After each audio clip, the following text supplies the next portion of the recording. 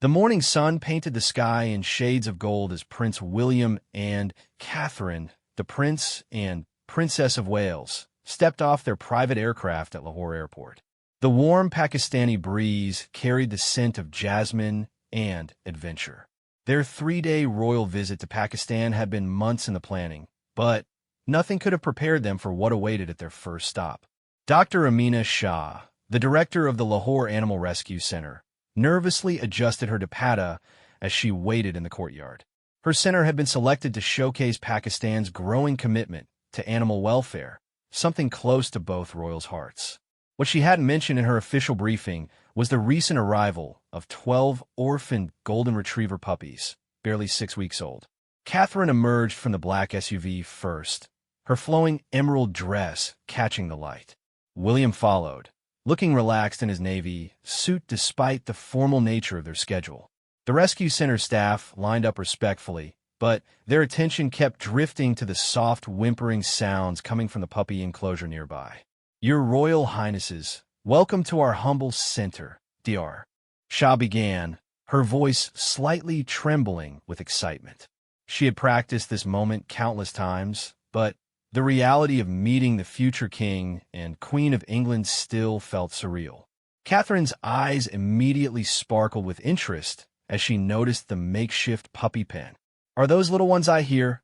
she asked, her maternal instincts kicking in immediately. The princess had always been drawn to children and animals alike, finding genuine joy in their innocent presence. William chuckled, knowing his wife's weakness for anything small and adorable. "I think our schedule might have just taken an unexpected turn," he whispered to their private secretary, who was frantically checking his tablet for the official itinerary. Dr. Shah's nervousness melted into a warm smile. "Actually, Your Highness, we weren't planning to include them in today's tour. They're still quite young and need constant care. Their mother was sadly hit by a car 3 weeks ago, and we've been bottle feeding them around the clock." The story immediately tugged at both royals' heartstrings. Catherine moved closer to the enclosure, her heels clicking softly on the concrete. Inside, 12 fluffy golden bundles were tumbling over each other, their tiny tails wagging furiously at the sight of new faces. "Oh, William, look at them," Catherine breathed, crouching down despite her formal dress. One particularly bold puppy had waddled to the edge of the pen and was trying to climb the low barrier to reach her outstretched hand. William joined his wife, loosening his ties slightly in the growing warmth of the day. The puppy that had caught Catherine's attention was a small female with a distinctive white patch over her left eye. She was smaller than her littermates, but made up for it with determination and an irrepressible spirit. "This little one seems quite taken with you," Dr. Shah observed, watching as the puppy finally managed to scramble over the barrier and into Catherine's waiting hands. The princess's face lit up with pure delight as the tiny creature immediately began licking her fingers with an enthusiasm that made everyone laugh. The rescue center's photographer, Hassan, had been discreetly capturing the moment from a respectful distance. He knew these images would mean more to the center's future funding than any formal ribbon-cutting ceremony could ever achieve. William reached out to gently stroke the puppy's soft fur. "She's got quite the personality already," he remarked, as the little one turned her attention to his watch, apparently fascinated by the way it caught the light. "They all do," Dr. Shah replied, warming to her subject. "We've been amazed by how different each personality is, even at this age. This little girl here is definitely the most adventurous of the bunch." Catherine carefully cradled the puppy against her chest, feeling the rapid heartbeat and the warmth of the small body. "What will happen to them all?" she asked, genuine concern evident in her voice. Dr. Shah's expression grew serious. "We're hoping to find good homes for them once they're old enough. The challenge is finding families who understand the commitment required. Many people want puppies, but aren't prepared for the responsibility that comes with raising them properly." The conversation was interrupted by excited barking from the other puppies, who had noticed their sister's successful escape and were attempting their own breakouts. William laughed as 2 more managed to tumble over the barrier, landing in a heap at his feet. "I think we've started something," he said, bending to scoop up the escapees. One was a chunky male with enormous paws that suggested he would grow to be quite large, while the other was a delicate female with the most expressive brown eyes any of them had ever seen.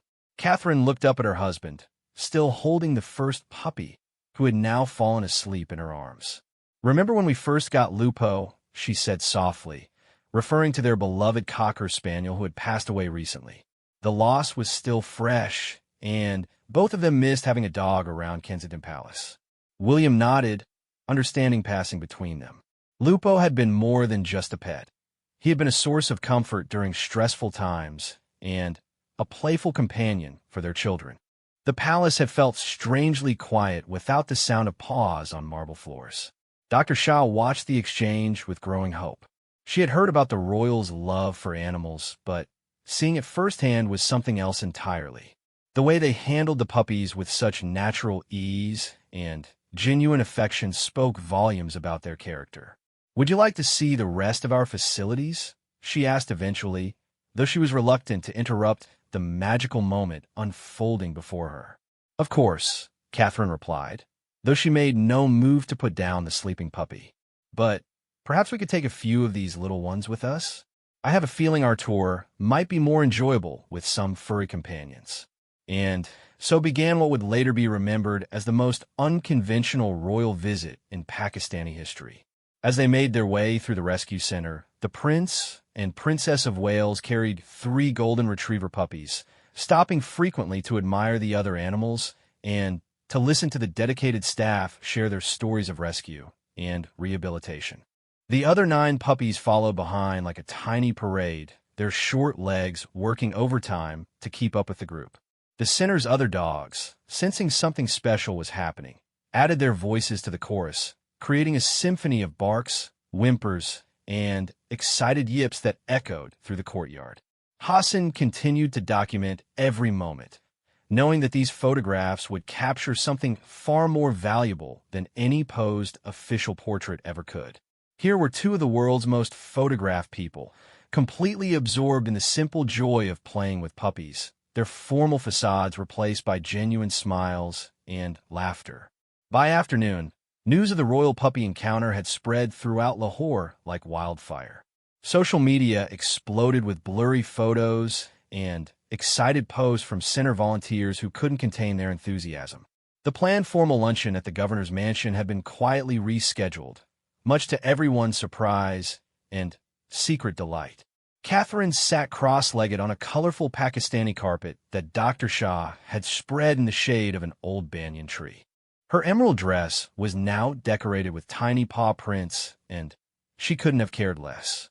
The little female with a white patch had claimed permanent residence in her lap, while 2 others dozed contentedly against her legs. William had completely abandoned any pretense of royal protocol.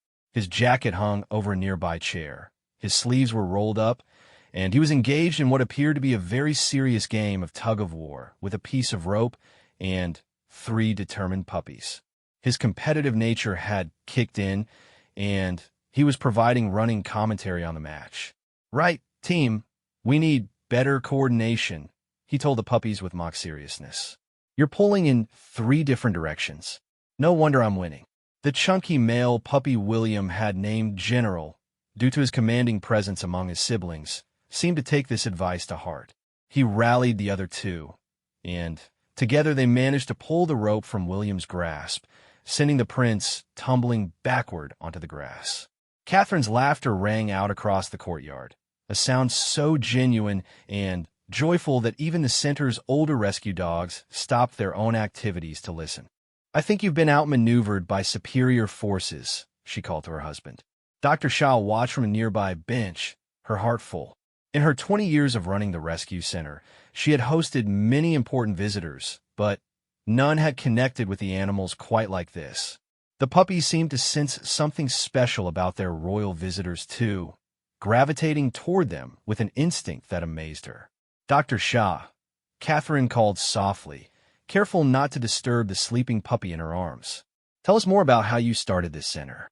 This wasn't your original plan, was it?" The veterinarian's eyes grew distant as she remembered. I was a small animal vet in London for 15 years. I had a good practice, a comfortable life. But when my father became ill, I returned to Lahore to care for him. The number of street animals I saw, their condition, I couldn't just ignore it. William rejoined them, grass stains on his trousers, and a contented grin on his face. He had somehow acquired 2 more puppies, who were now investigating his shoes with great interest. That must have been a difficult decision, giving up your established practice. It was Dr. Shah admitted. But sometimes life calls you to something bigger than comfort. My father used to say that we're not measured by what we accumulate, but by what we give back. After he passed, I knew this center was my way of honoring that philosophy. Catherine shifted slightly, allowing the puppy in her lap to find a more comfortable position. How do you manage financially? This level of care must be expensive. We struggle, Dr. Shah said honestly. Some months I wonder how we'll afford the next shipment of food or medicine. But somehow, help always arrives just when we need it most. The staff here work for almost nothing because they believe in what we're doing. As if summoned by their conversation, Fatima, one of the center's youngest volunteers, appeared with a bottle and approached Catherine shyly. "Ma'am, it's feeding time for the little ones," she said in careful English, her eyes wide with the surreal nature of giving feeding instructions to a princess. "May I?" Catherine asked eagerly. She had bottle-fed her own children and found something deeply satisfying about the simple act of nurturing. Fatima demonstrated the proper technique, and soon Catherine was expertly feeding the white-patched puppy while William attempted to manage 3 others who were determined to share a single bottle. "They're quite competitive," he observed, trying to ensure each puppy got their fair share. "Reminds me of our children at breakfast time." The afternoon continued in this relaxed manner, with both royals completely absorbed in puppy care. They learned to recognize each puppy's distinct personality. The shy female who preferred quiet corners, the adventurous male who kept trying to climb the tree, the sleepy one who seemed content to nap through all the excitement. Catherine found herself particularly drawn to the smallest of the group, a delicate female who was clearly the runt of the litter. Unlike her bolder siblings, this little one was content to observe from a distance, her intelligent eyes taking in everything around her. "She reminds me of myself at that age," Catherine confided to Dr. Shah. "Always watching, always thinking before acting." "She's the smartest of the bunch," Dr. Shah replied. "The first to figure out how to open the latch on their pen, the first to learn her name. We call her Sophia. It means wisdom in Arabic." William looked up from his bottle-feeding duties. "Sophia," he repeated thoughtfully. "It suits her." The late afternoon brought an unexpected visitor. A young boy named Ahmed, perhaps 8 years old, appeared at the center's gates with a tiny kitten wrapped in his school shirt. He was crying softly, explaining to the guard in rapid Urdu that he had found the kitten injured by the roadside. Dr. Shah immediately went to assess the situation, with Catherine and William following curiously. The kitten was indeed hurt, but not severely, a scraped paw and some dehydration that could be easily treated. Ahmed's eyes went wide when he realized who was standing behind Dr. Shah. He had seen the prince and princess on television, but never imagined seeing them in person, especially not at his neighborhood animal center. "You did exactly the right thing bringing her here," Catherine told Ahmed gently, crouching down to his level. "You probably saved her life," William added. "It takes courage to help someone smaller than yourself. Your parents should be very proud." The boy beamed at the praise, his tears forgotten.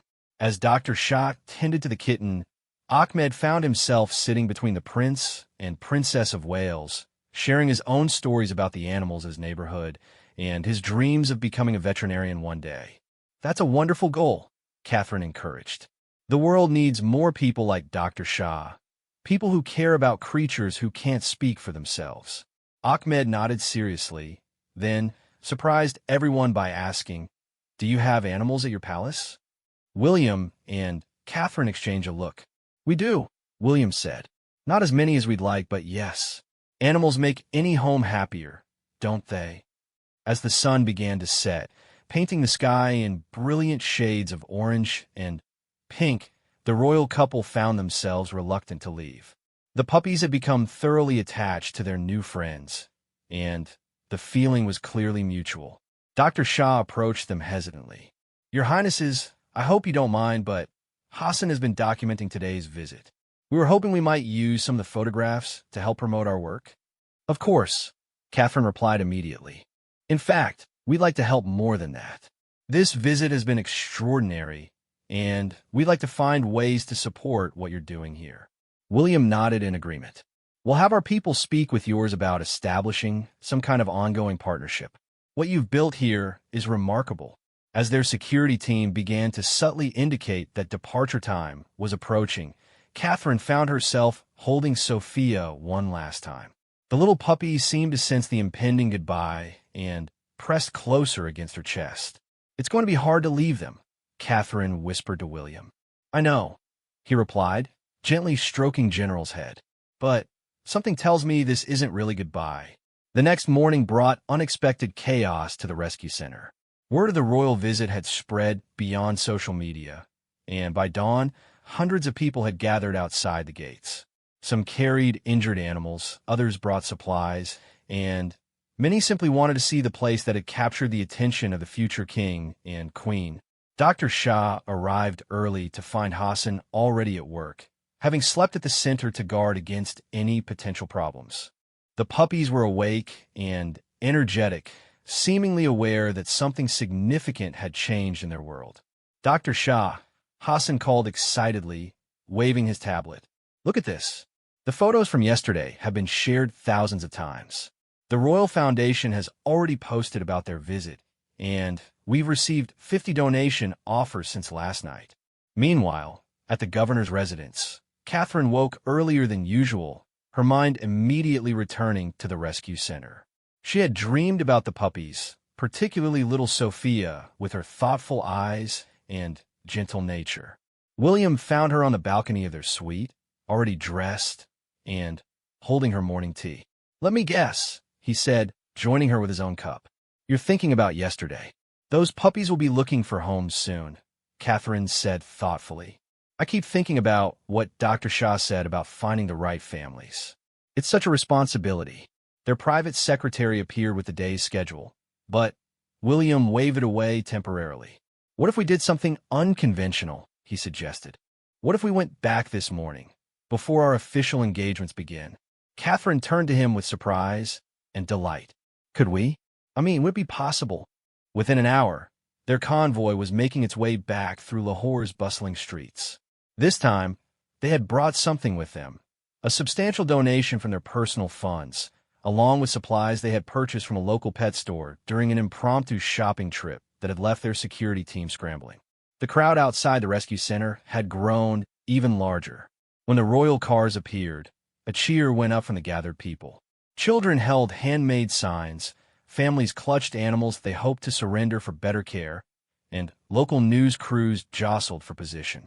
Dr. Shah emerged from the chaos with a mixture of gratitude and concern written across her face. "Your Highnesses, I'm so sorry about this circus. We never expected—" "Don't apologize," William interrupted gently. "This is wonderful. Look how many people care about what you're doing." Catherine was already moving toward the puppy enclosure, where she could see 12 little heads popping up over the edge, their tails wagging frantically at her familiar voice. Sophia was the first to spot her, letting out a series of excited yips that could be heard over the crowd noise. "They remember us," Catherine said with wonder, as she was immediately swarmed by enthusiastic puppies the moment she sat down inside their pen. William followed, and soon both royals were surrounded by golden fur and unconditional affection. The crowd outside the gates could see them through the fence, and phones emerged everywhere to capture the remarkable scene. "We brought some things," William announced to Dr. Shah, gesturing toward the supplies their staff was unloading. "Food, toys, medical supplies. And we've set up a fund that should help with operating costs for the next year at least." Dr. Shah's eyes filled with tears. "I don't know how to thank you. This morning I was wondering how we'd manage this week's food bills, and now." "There's something else," Catherine said, looking up from where she was being thoroughly investigated by 4 puppies. We'd like to adopt 2 of them." The words hung in the air for a moment. Dr. Shah blinked in surprise, while Hassan nearly dropped his camera. "We've talked about it all night," William explained. "We know it's complicated with our travel schedule and security requirements, but we think we can make it work. We've lost our Lupo recently, and these 2—" He gestured towards Sophia and General, who seemed to sense they were being discussed, and had positioned themselves prominently in front of the royal couple. It would mean quarantine periods, health certificates, transport arrangements. Dr. Shah said slowly, her veterinary mind immediately jumping to logistics. "But it's certainly possible." Catherine picked up Sophia, who immediately settled into her arms as if she belonged there. "We understand all of that. We want to do this properly, through all the official channels. But we also want these 2 to have the best possible life." The crowd outside had grown silent, sensing something important was happening. Hassan continued to photograph, knowing he was documenting a moment that would be remembered long after the visit ended. Young Ahmed appeared at Catherine's side, the kitten from yesterday, now sporting a tiny bandage on her paw and looking much healthier. "Your Majesty," he said shyly, "are you really going to take some puppies home?" "We hope so," Catherine replied. "What do you think? Should they come live with us?" Ahmed considered this seriously. "I think they would like that. But will you bring them back to visit us sometimes?" William laughed. "That's a promise. We'll bring them back to see their brothers and sisters." Dr. Shah was already making mental notes about the procedures required for international pet adoption. The paperwork alone would be substantial, but the symbolic value was immeasurable. Having the future monarchs of England adopt rescue puppies from her center would raise awareness about animal welfare across the globe. "There's one condition," Catherine added. "We'd like to help find homes for all the others, too. Good homes, with families who understand the commitment. We could set up an adoption program," William suggested. "Proper screening, follow-up visits, the works. Make sure each of these puppies goes to a family that's ready for the responsibility." As if understanding they were being discussed, the remaining 10 puppies arranged themselves in a neat line, their small faces looking up hopefully at the assembled humans. It was such a perfect, photogenic moment that Hassan later said it was the best picture he'd ever taken. The morning continued with the royals meeting with potential adoptive families who had heard about the puppies and come to inquire. Catherine and William took their role as puppy advocates seriously, asking detailed questions about living situations, experience with dogs, and long-term commitment. One family particularly impressed them, a couple with 2 teenage children who had recently lost their elderly dog and were looking for a puppy to help heal their grief. They had done their research, prepared their home, and clearly understood the responsibility involved. "I think Max would love them," Catherine said, referring to the energetic male puppy who had been showing off by attempting to climb everything in sight. The family's teenage son had immediately connected with the adventurous pup, and the match seemed perfect. Another family caught William's attention, grandparents who wanted a gentle companion for their quiet household. The shy female puppy, who preferred observation to action, seemed drawn to their calm energy, settling peacefully in the grandmother's lap during their conversation. As midday approached and their official schedule called, both royals found themselves reluctant to leave again. But this time, they had a plan in motion. Sophia and General would begin their journey to England within the month, and the remaining puppies would be carefully matched with loving families through the enhanced adoption program they had helped establish. Dr. Shah walked them to their car, her heart full of gratitude and excitement about the future. "I keep feeling like I'm going to wake up and discover this was all a dream," she confided. "It's not a dream," Catherine assured her, holding Sophia one last time before placing her gently back with her siblings. "This is just the beginning." As their convoy pulled away, the crowd waved and cheered, but the Prince and Princess of Wales were already making plans for their return.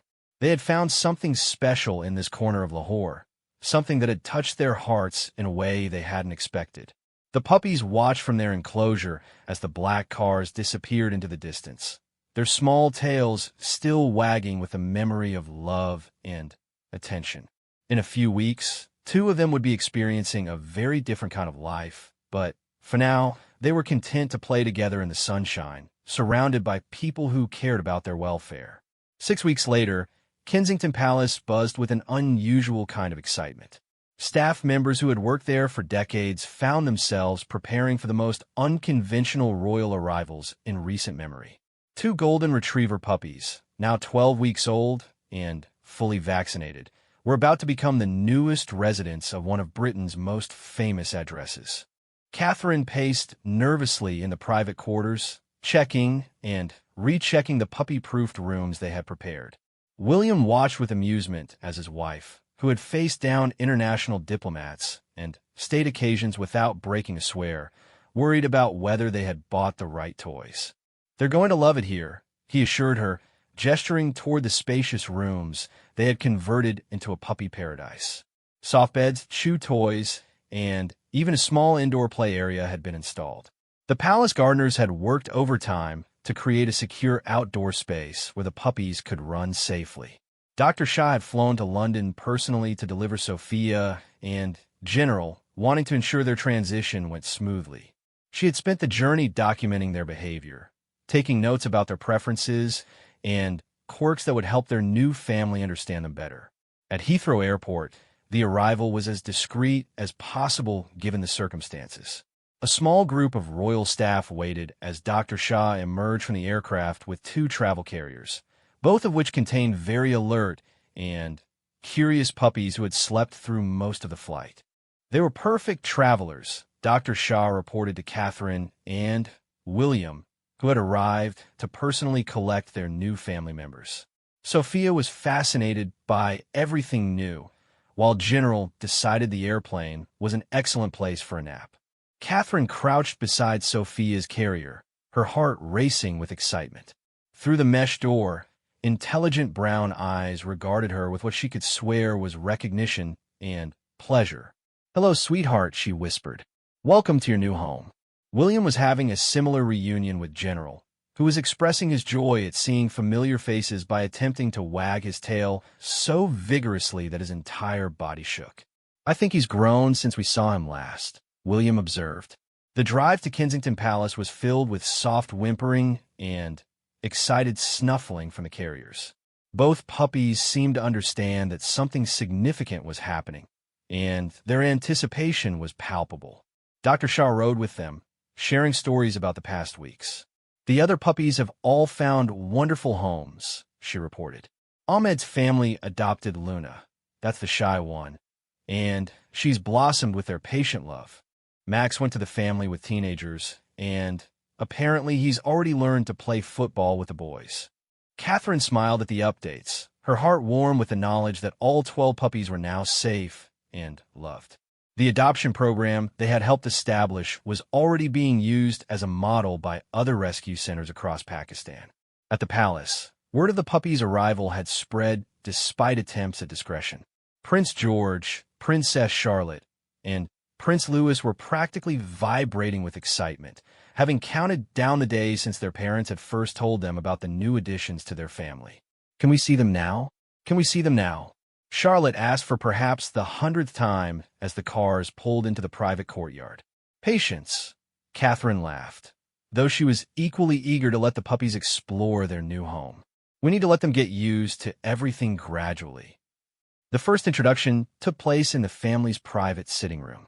Catherine opened Sophia's carrier while William released General, and both puppies emerged cautiously, their noses working overtime to process all the new scents and sights. The children sat perfectly still, having been coached extensively on how to behave around nervous puppies. But their restraint wasn't needed for long. General, true to his confident nature, immediately began exploring the room with tail held high, while Sophia made a beeline for Catherine's lap, seeking the security of a familiar person. "They remember you," Dr. Shah marveled, watching the easy way both puppies settled with their new family. "It's remarkable how strong their bond with you both became in just those 2 days." George, the eldest at 10 years old, was the first to be approached by General, who had apparently decided that the boy's sneakers required immediate and thorough investigation. "He's bigger than I expected," George whispered, clearly delighted when General abandoned the shoes in favor of having his ears scratched. Charlotte was enchanted when Sophia left Catherine's lap to investigate her, sniffing delicately at her outstretched hand before settling beside her on the sofa. "She's so soft," Charlotte breathed, gently stroking the puppy's golden fur. 8-year-old Louis was content to observe from nearby, occasionally offering a finger for puppy inspection when one of them wandered close enough. He had always been the most cautious of the children, preferring to understand a situation fully before engaging. The afternoon was spent in gentle play and exploration. The puppies investigated every corner of their new surroundings with the thorough curiosity of young dogs, while the family marveled at their distinct personalities becoming even more apparent in the new environment. Sophia lived up to her name, carefully examining each toy and piece of furniture before deciding how to interact with it. She seemed particularly fascinated by the family photographs scattered around the room, as if she was trying to understand her place in this new pack structure. General, meanwhile, had appointed himself the family's entertainment committee. He discovered that royal children were excellent playmates, and soon had all three of them engaged in a complex game that seemed to involve chasing a rubber ball while trying not to knock over any priceless antiques. "I think they're going to fit right in," William observed to Dr. Shah, who was documenting the introduction with the same care she brought to all her animal welfare work. As evening approached, it was time for Dr. Shah to leave. The goodbye was emotional for everyone involved. She had watched these puppies grow from helpless infants to confident young dogs, and seeing them settled into what was clearly going to be a loving home felt like the perfect ending to their story. "You'll send updates?" she asked Catherine as they walked to the entrance hall. "Constantly," Catherine promised. "And we meant what we said about bringing them back to visit. They should know where they came from." Dr. Shaw nodded, her eyes bright with unshed tears. "They're going to have such an extraordinary life. I hope they know how lucky they are."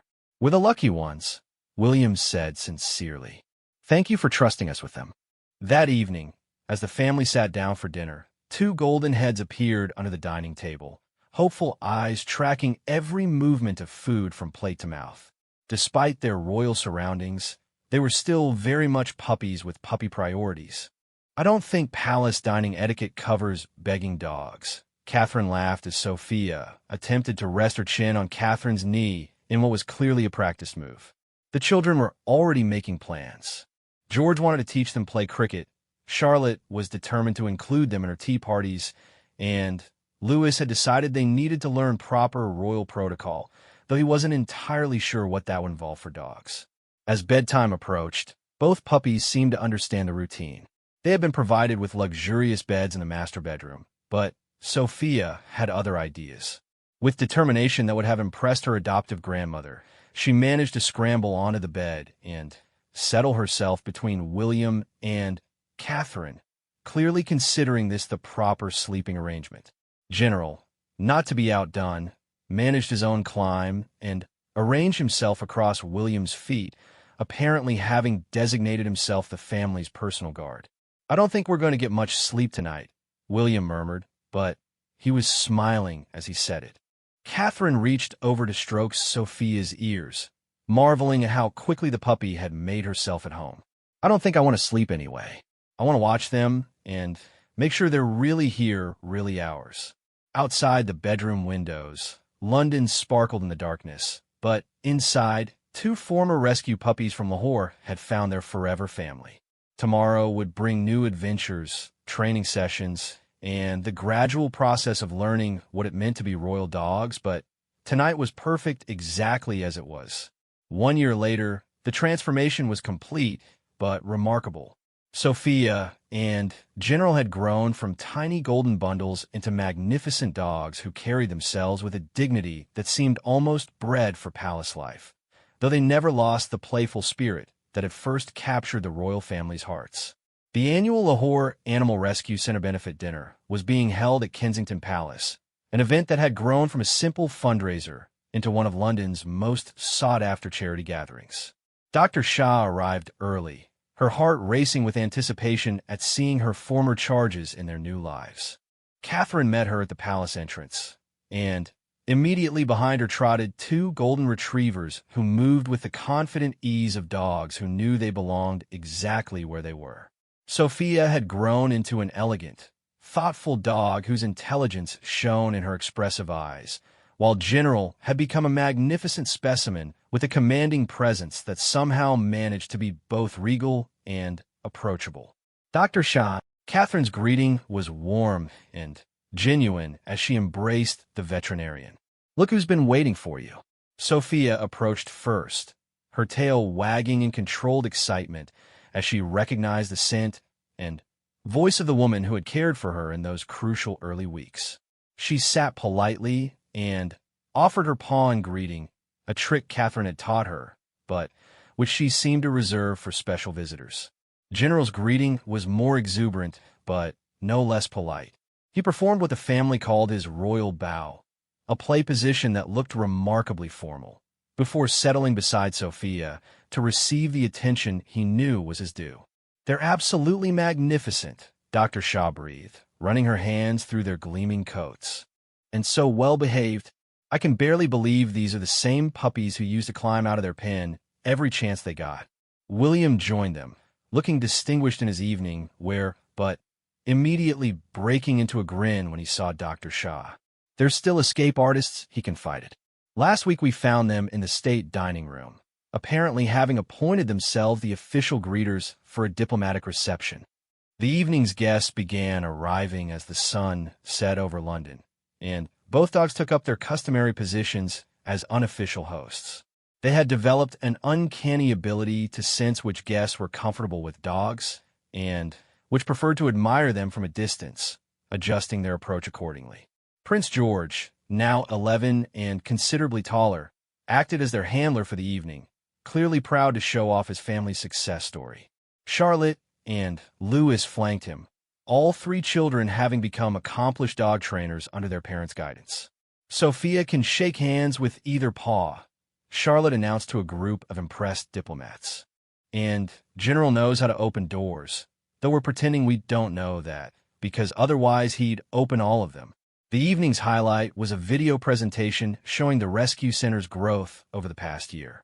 The royal visit had sparked international attention and donations that had allowed Dr. Shah to expand her facilities, hire additional staff, and rescue hundreds more animals. Hassan, now the center's official photographer and communications director, had flown to London for the event. His footage showed the original litter of puppies, now all grown and thriving in their respective homes. Ahmed appeared in several clips, working as a junior volunteer at the center while pursuing his studies. His dream of becoming a veterinarian supported by a scholarship fund the royal family had quietly established. "The butterfly effect," William commented to Dr. Shah as they watched the video together. "One afternoon with puppies has helped save so many other animals." Dr. Shah nodded, her eyes bright with pride and emotion. "Sometimes I still can't believe how much has changed. We went from struggling to feed 12 puppies to running one of Pakistan's most successful rescue operations." The evening's formal program included speeches from animal welfare experts, government officials, and Catherine herself, who spoke movingly about the responsibility that comes with privilege and the joy that comes from using that privilege to help those who cannot help themselves. But perhaps the most touching moment came when young Ahmed appeared via video link from Lahore, where it was early morning. He was at the rescue center, surrounded by the current group of animals awaiting homes, and he wanted to show the London audience the direct impact of their support. "Your Majesties," he said, his English much improved from that first meeting, "I wanted to thank you for showing me that one person can make a difference. Because of what you did for our center, I am now able to study veterinary medicine. And because of Sophia and General, everyone knows that rescue animals can become the most wonderful family members." In the palace drawing room, Sophia and General seemed to sense they were being discussed. They positioned themselves in front of the screen, tails wagging as they heard Ahmed's familiar voice. The audience laughed at their obvious recognition and pleasure. After the formal program ended, guests mingled in the palace's elegant reception rooms while Sophia and General worked the crowd like seasoned diplomats. They had learned to accept praise graciously, pose for photographs with patience, and somehow always know when someone needed the comfort of a gentle nudge from a warm, furry friend. Late in the evening, as the last guest departed, the royal family and Dr. Shah retreated to their private quarters. The dogs immediately relaxed their formal behavior, General claiming his favorite spot on the sofa, while Sophia curled up at Catherine's feet. "I have something to tell you," Dr. Shah said, her voice mixing excitement with nervousness. "We've received an offer to establish a sister center in India, and another group wants to use our model in Bangladesh. The work you started here is spreading across the region." Catherine and William exchanged delighted looks. "That's wonderful news," Catherine said. "But how will you manage multiple locations?" Dr. Shah smiled. "I won't be managing them directly. I've been training local veterinarians and animal welfare experts to run their own centers using our methods. The goal was never to expand my operation, but to spread the knowledge and create a network of people who care." William leaned forward, interested. "A sustainable model. Train the trainers, rather than trying to do everything yourself." "Exactly. And it's working." Ahmed isn't the only young person who's been inspired to enter veterinary medicine. We have 15 students from our community now studying animal care in universities across Pakistan, all planning to return and establish their own rescue operations. As the evening wound down, the conversation turned to future plans. The annual benefit dinner had become such a success that they were considering expanding it into a week-long festival with educational programs for children and workshops for aspiring animal welfare workers. "We could bring some of the other puppies from that original litter to London for a reunion," Catherine suggested. "Their families would probably love the trip, and imagine Sophia and General's reaction to seeing their siblings again." The idea clearly excited everyone, especially the children, who immediately began planning activities for the visiting dogs and their families. Dr. Shah watched the family dynamic with warm satisfaction. In her years of animal rescue work, she had learned to read relationships and bonds, and what she saw here was genuine love and commitment. The dogs weren't accessories or photo opportunities. They were truly family members, with all the responsibilities and joys that entailed. "You know," she said thoughtfully, "when I first saw you playing with those puppies in our courtyard, I hoped you might sponsor our work or perhaps make a donation. I never imagined anything like this." Catherine looked down at Sophia, who was now completely relaxed and showing the complete trust that only comes from feeling utterly secure and loved. "Neither did we. We went to Pakistan for diplomatic reasons and came home with so much more than we expected." William nodded in agreement. Sometimes the most important moments in life are the ones you never see coming. An unscheduled stop, a pen full of puppies, and suddenly your whole perspective shifts. As the family prepared for bed, both dogs knew the routine. They would start in their own beds, but would undoubtedly migrate to the human bed sometime during the night, a habit that had long since been accepted as non-negotiable. General performed his nightly security check of the bedroom, investigating corners and ensuring everything was safe for his family's sleep. Sophia settled into her favorite spot by the window, where she could keep watch over the palace gardens while staying close to her beloved humans. "Sweet dreams, you too," Catherine whispered as she turned off the lights.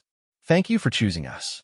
In the darkness, two tails thumped softly against the carpet, and outside the windows of Kensington Palace, London slept peacefully under the protection of two former street puppies who had become the most unlikely guardians in royal history. The story that had begun with a spontaneous detour to an animal rescue center in Lahore had evolved into something none of them could have imagined: a lasting friendship, a successful international charity, and proof that sometimes the smallest acts of compassion can create ripples that change the world. And in Pakistan, where it all began, 12 golden retriever puppies had grown into beloved family members across the region, each carrying with them the knowledge that every animal deserves love, care, and a chance at a happy life.